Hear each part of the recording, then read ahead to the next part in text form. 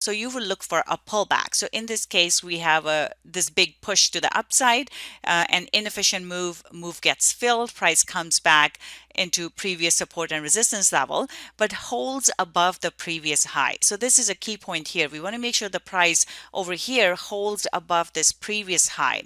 So once the price pulls back, holds above the previous high, that is the place we're looking to take a trade. And in that case, we would be looking for a bullish engulfing candle of some sort. So in this case, we have this bullish engulfing candle, this bullish engulfing candle. All of these candles are good candles to take our trades from. So that is based on price action. However, if you wanted to look at some indicators, you could also try moving averages. In this case, I have two moving averages, 50 and a 200 moving average. You're looking for the faster moving average to cross above the slower moving average. So you're looking for this crossover.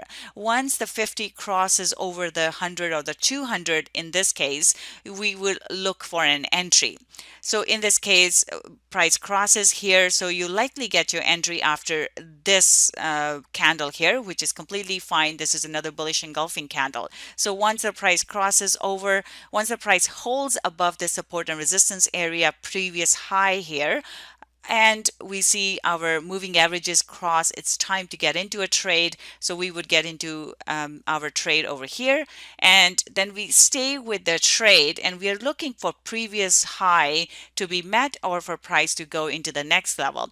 We also have our R2 resistance level here. So once the price goes up, we see here, this is our reversal pattern in the opposite direction, and we get out of the trade. This will be our exit point. So from entry to exit here, we have 90 pips in the trade.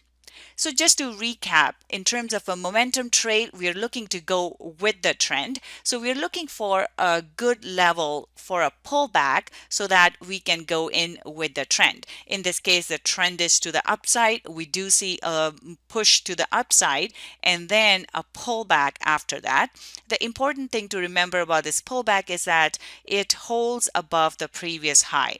When the price holds above the previous high, the chances are it's going to go higher. So in this case, once the price starts to hold above the previous high, we can take our entry long on a bullish engulfing candle, and we stay with the trade till we get to our next support and resistance area. In this case, it's 2300, which is also the 00 level, our 00 level, and we see this bearish reversal pattern here, and as a result we exit the trade here.